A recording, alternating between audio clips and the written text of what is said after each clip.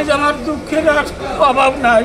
আমার ছেলে হাবিজুল, শহীদ হাবিজুল শিকদার, উনি 20 জুলাই পোস্ট অফিস গলির মুখে শহীদ হয়েছে। আমি চাই আজ যেন সুসংবাদটা যেন অতি দ্রুতভাবে যেন কার্যকরী হয়, হইলে আমাদের যারা শহীদ হয়েছে এই বাংলার মাটিতে তারা প্রত্যেকের আত্মায় শান্তি পাবে।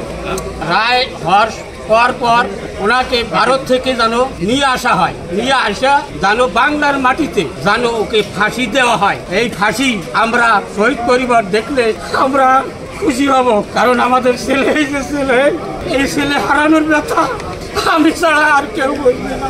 কারণ আমি অনেক দুঃখের ভিতরে আছি, অনেক কষ্টে আছি। আমি চাই যেন শেখ হাসিনাকে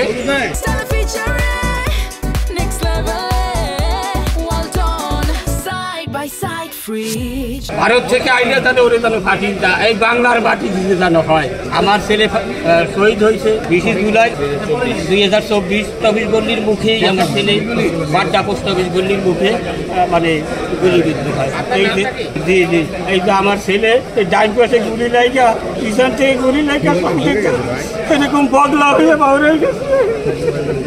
মোহাম্মদ আবু বকর শিকদার। আমার ছেলের নাম হচ্ছে শহীদ হাবিজুল শিকদার। আমি নতুন অভিযোগ করছি, আমার ছেলের হত্যার বিচার, ফাঁসির কার্যকর রায় হবে এবং অতি দ্রুত শেখ হাসিনার ভারত থেকে বাংলার মাটিতে যেন ফাঁসি দেওয়া হয়। হ্যাঁ, এইটাই আমাদের প্রত্যাশা, এইটাই আমাদের কামনা, এইটাই আমাদের শহীদ পরিবারের দাবি।